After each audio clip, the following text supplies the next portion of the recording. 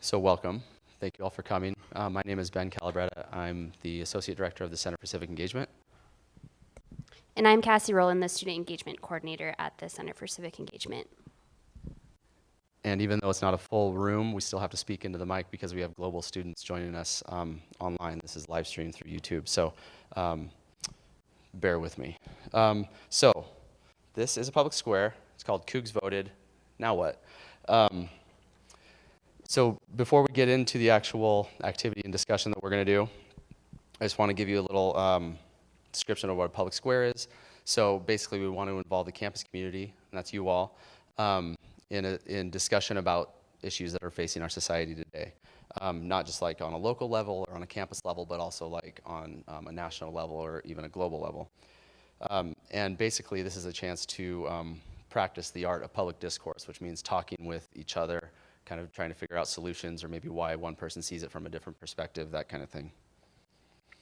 This is, the public squares are made possible by our sponsors, one of which is the Cub, which allows us to use this room for these, and the WSU Libraries, which helps us put together resources for these discussions, as well as the CCE. So we will, at the end of the event at 4 p.m. or around there, if you want your participation in this event recorded on Cougsync, we will be doing card swipe outside at the table. If you need a stamp for the Common Reading Program, that will also be done at the end of the event out on the table out in the front. Let us know if you have any questions along the way. So there are a few expectations with this. We do expect civil discourse, so some of these issues you might feel very passionately about, which is, I think, fine. It's just that when you're talking with other people who might feel passionately on the other end of that issue, to remember to treat each other with respect and to practice that civil discourse. We do expect you to contribute. So obviously not everyone's comfortable with sharing their thoughts on something like maybe an issue that we're talking about, which is okay. But so if you're not willing to like speak up, we do expect you to still actively listen and contribute when you can and when you feel comfortable. If no one's willing to speak up, it's going to be a pretty bland conversation. Also along those lines, if you have a cell phone, if you could just put it on vibrate and put it away or in your bag or something like that, that would be great, so that we can just have discussions and not be distracted. This is an opportunity for you to learn more about an issue and to educate others if you actually know something about it. So, Cougs Vote. Before we get into it, I just want to say, so you may or may not be familiar with Cougs Vote. This was a campaign that happened last year in 2016. It was around the election. It was about getting students registered to vote. It was about encouraging students to vote, having discussions. We had a couple of election debates with student representatives from like the College Republicans and the Young Democrats. So it was really an opportunity for all students to kind of learn more about the issues and actually talk to each other and get involved in the democratic process. This was a campus-wide campaign, and also other campuses, WSU campuses got involved, like the global campus in Vancouver and Tri-Cities. So it really was system-wide and like statewide, and we're pretty happy about the results there. There was over 180 events during the Cougs Vote campaign where students were engaged in the process, like learning more about it, and 11,000 students were engaged in those activities. So anyway, so through all of this, through this campaign, through these events, Washington State University was actually recognized as a voter-friendly campus, which is very cool. Only one of 83 in the whole nation, and there's a couple thousand universities in the country, to give you an idea of how selective that is. So being engaged in the democratic process is important, and WSU has been recognized as it being important, so I want you to know that. Some of the stuff we're going to get into today is kind of like what happens beyond voting. So yeah, Cougs voted at a high rate. We don't know the exact numbers yet, but so now that it's not like a big election year with divisive candidates running for president, like how can you still stay like politically engaged? So this is kind of what we're going to be talking about. So one disclaimer, once we get into some discussions, I want everyone to remember that every person's perspective and opinion is valid. So if it's something you don't agree with, I think it's okay to say that you don't agree with it and give your reasons why, but you don't want to just dismiss someone else's perspective and what they think about. So we will be talking about some issues today. What we're going to do is we've identified a couple of issues that seem to be relevant and current issues in our society, like in the United States. So what we want you to do, just for a couple minutes here, is to take a minute, introduce yourselves to the other people at the table, and to come to a consensus about which of these 4 issues you want to talk about. Does that make sense? Okay, so I'll give you about 3 or 4 minutes to do that, and then we'll come back and give you some more instructions. Okay, so we have an activity that we'll do at this point. It sounds like both tables are going to kind of dive into women's health. Before we get started on this, I'll just mention that we really want to focus on the issues and not talk about the politicians, because this goes beyond like specific people. It's more, we want to really focus on the issue at hand. So please just keep that in mind while you're working through your activity. So at each table there's a tree. This is called a root cause tree.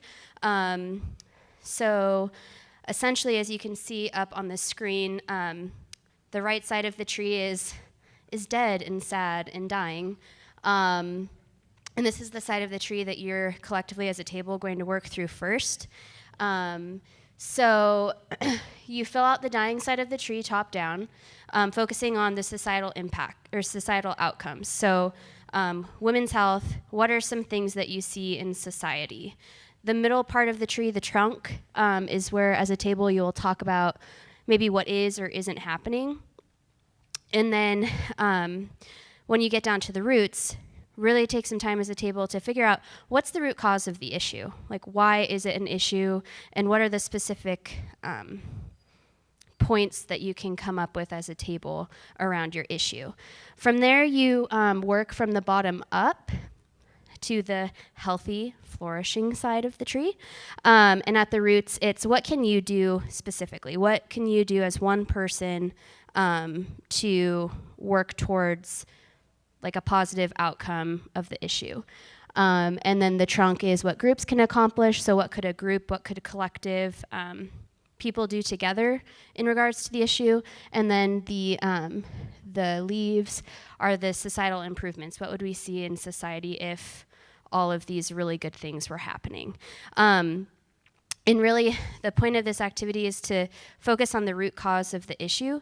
Sometimes what we see that's happening is different than the root cause. So I'm going to let you as a table kind of go through the activity to figure out what you are seeing. And so you'll need to pick a scribe, and you have about 10 minutes to do this. Okay, so some questions, and I'm really curious because both tables did focus on women's health. What were the root causes that you came up with? And I'm going to hand you the microphone. So anyone from a table. All right, so some of our problems root cause were not enough female representation, especially in politics. And we also related this back to historical social norms that have kept that notion of having a patriarchal society, so not valuing women's opinions and views as much. Thank you. All right, how about this table? What were the root causes that you came up with? We said that it was a root cause because the topic of women's health is really uncomfortable to talk about sometimes with certain people, because it has to do with religion sometimes, and like just talking about sex in general is often looked down upon. So both tables came up with some different root causes that really are at the root of the issue. So what were some of the ways that you brainstormed how you could start combating some of these root causes? Like what can you do? What can groups do? We put that just educating yourself and respecting other people's opinion and forming your own opinion and just yeah, being open to other things. Great. This table? Does someone else want to talk? No? Yes?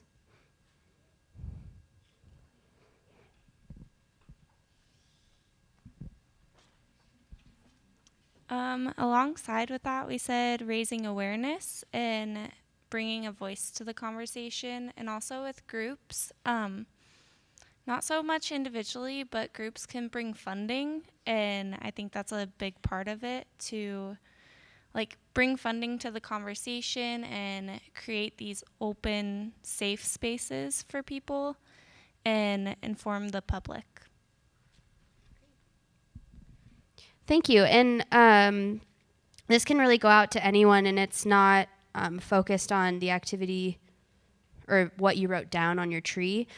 But how effective was this activity in talking with your peers about kind of increasing your understanding of women's health?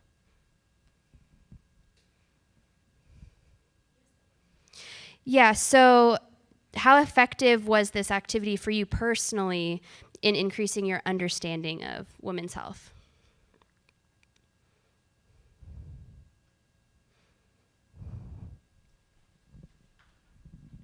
Well, I think for me, like, I'm maybe a little bit older, and so it's kind of cool to see where people in you guys' age brackets are like thinking about women's health and kind of what's going on there. So personally, that was a learning experience. Thank you. So kind of understanding the different perspectives of others. It looks like you want to say something. And you're asking about the awareness that it brought to us? Well, it definitely gave me an insight onto like what everyone else here, their interpretation of women's health is. But I think as far as like being informed about the issue of women's health, it's more of us knowing what each other is thinking, but it'd be nice to have more of like, okay, so these are some like concrete things regarding women's health that we could talk about, if that makes sense. So now you're at a point where you're like, okay, I understand what the different perspectives are, but maybe let's talk like more specifically about various issues within women's health. Yes. Okay. Yes. What, can we just ask like what were some of the issues that you came up with? Like women's health is a pretty broad topic, so like what were some of the specific issues that you all came up with? Mm-hmm.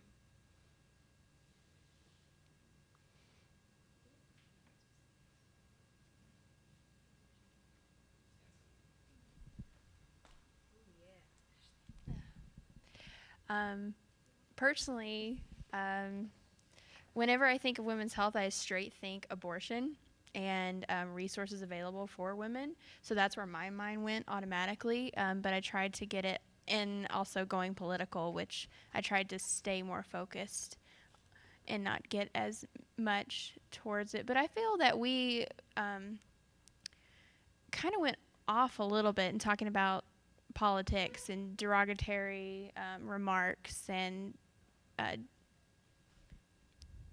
disagreements in healthcare types. So resources, abortion, access, those kinds of things. What was this table similar or different?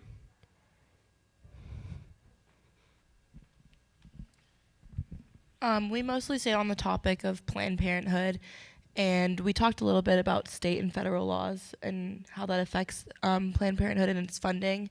And I think we were kind of educating each other while we were talking about it, and everyone was really like open to everything. And we were talking about like the different things Planned Parenthood offers besides abortion and how abortion rates have gone down since it was legalized and everything like that. So it was a nice conversation, but that was our main focus. Thank you.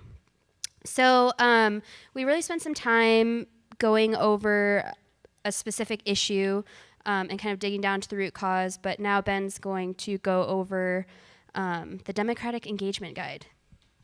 So this is going to get to that point that that you mentioned that it's great to talk about things, and that's fine. The discourse is important, but it sounds like people want to actually know what they can do, or like how they can actually improve the situation or the issue that we're talking about. With something like women's health or any of these issues that we listed, it's almost impossible to not start getting into the political conversations, because politics are essentially around human rights, and for this issue specifically, the rights of women and access to health. So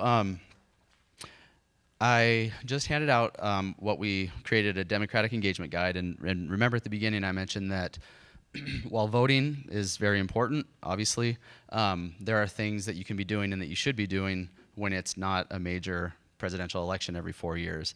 There are elections that happen really regularly. I think there's a special election like next week in Washington. I'm not even sure what's on the ballot, but they're always happening. So it's like being informed and knowing what to do is a big step in that process. So so if you look at this guide, on the front of it, it has some tips, like focus your efforts. Like there might be several issues that you're passionate about, but maybe you don't have the time, or maybe the people that you interact with, like your community, you need to focus on one specific issue, and that's because it's the most important to you, or because maybe you have limited resources or time. So focusing your efforts is important. We heard this through the discussions. You want to be able to educate yourself, and read up, do some research, that kind of thing. And then once you've done all of that, you can get to some of these simple but important, so even though they're simple, they're very important actions just to get started. And obviously at the top of this list I have vote. First step is to register to vote. I was going to ask, like, how many people are registered to vote? Can we show hands? It's okay if you're not. Okay, cool. So register to vote. That's a first step. Encourage your friends to register to vote. This is something that all of us as citizens in the United States have a right to, and we should be utilizing. Even if you're not able to vote, maybe you're not a citizen, you likely still have friends that are, and you can encourage them to register to vote and learn about these issues. Live by your values. So if you care strongly about the environment, for example, it's not just enough to say that let's protect the environment, let's live sustainably, but actually live those values as well. So, learn about it, live by those values.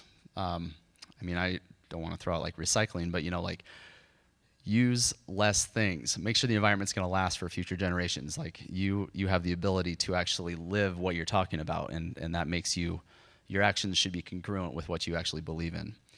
Some other actions here, donate.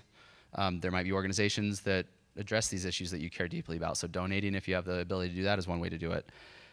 Wearing your cause. So that might be like buttons or shirts or whatever. So there's a lot of different ways that you can kind of raise awareness just by what you wear. Writing your reps. So these would be like representatives, like senators or legislators that are going to be voting on these issues. They represent you, and they need to know what you actually care about. And actually at 4 o'clock, we will be doing a little mini kind of workshop on writing your reps. Totally separate event from this, but it is a good kind of segue into some action that you could take right away. Writing to your newspaper or putting things out on public forums, even like social media. Not sure how effective it is, but that's something that everyone has. And I would encourage that if you do want to put those thoughts out on social media, that you, even in those media, you participate in discussions civilly as well. So on the next step, on the backside, there's more involved actions. So these are things, on the first side, these are all kind of things you could do by yourself. Potentially talking about, like, if we were thinking about back to the tree activity, these would be things that you could do on your own. Some more involved actions, this is where we get into maybe getting active with other people. So attending different events, rallies, protests, or just even like city council meetings or those kind of things, just knowing more about it and being engaged in that way. So attending those meetings, joining local groups. There are organizations on a local level that try to address things. So we have a ton of community organizations that the CCE works with. There's almost 200 just on the Palouse region. And if there's an issue that you're passionate about, I guarantee you that there's an organization that is involved with that issue in some way. Sharing literature, so not just reading up and doing research yourself, but actually spreading that message and encouraging others to get involved. Helping to register voters. This is something that we've done at the CCE and the ASWCU student leaders have done, and the League of Women Voters is a community organization, and they help get people registered to vote. This is one step where you can get other people into the process. And then volunteer. If there's local organizations that are addressing these issues you care about, then go help them out. So especially, if you don't have money to donate to an organization, potentially this is a way you can get involved, even if it's for a small amount of time. They definitely could use the help. And then, so the most intensive actions, this is where you get a little deeper. So I'm assuming a lot of you will go on to careers that aren't involved in the democratic process, which is fine. That's not the issue. Some people do get involved in the democratic process. You could even say that, like our jobs, we're trying to help others understand why it's important and how you should be involved. So I would consider that an intensive action. But taking leadership in maybe one of those groups that we were talking about earlier, or even running for office, like a political office. So I'm sure people have some notions about how politicians are in general. If you want to make a change and you're willing to do that, then that's something that's open to everyone, and running for office is a real possibility. Whoa, jumped ahead. So use this guide. This has a lot of good information on it and a lot of good tangible things that you could be doing to get started. We have ways to get involved at the CC, just a little shameless plug there. But now I'm going to turn it over to Cassie. I can hand things out. It's 10 each. Okay, so we're going to try to just bring it all together at this point, because we really spent time talking about issues, getting down to root causes, going over the various ways that you can take action. So now we're going to individually create an action plan. So collectively, you discussed women's health. Maybe for you personally, there's an aspect of women's health that you really care strongly about, or maybe there's a different issue that you care really strongly about.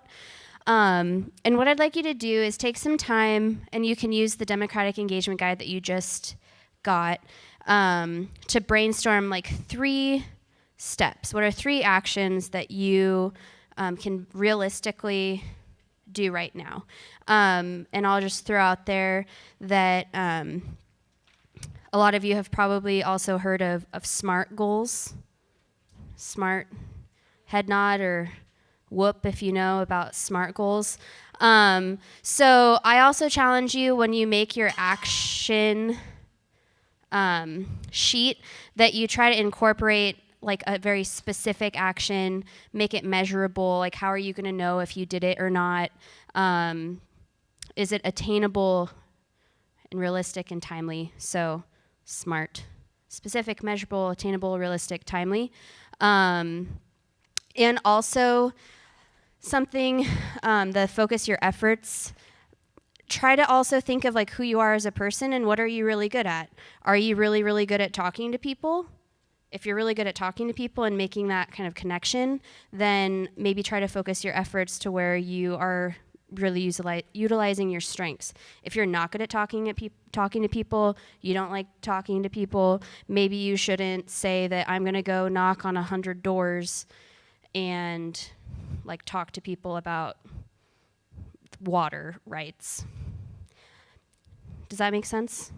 So just take some time. Ben and I are here to help you if you have questions, but use your guide, and please be willing to share out maybe one action step.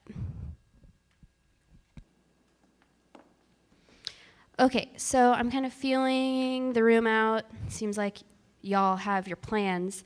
So I'm going to hand the microphone to Ashley, and if you are comfortable sharing at least one thing, please do that. If not, you can pass it on. I'm hoping that this encourages share outs instead of hindering it. Okay, so some action plan items that I wrote down. Read and educate on specific issues. So definitely looking more into women's health, and also it hits close to home, but finding more issues on the AmeriCorps, issues that, and budget cuts. So educating in general. And I really like the idea of following representatives on social media. I didn't think of that. I've heard it before, but I think I'll actually go ahead and do that. I basically just said staying informed about what's going on in the world, and if I'm going to vote, making sure I know exactly what I'm voting for.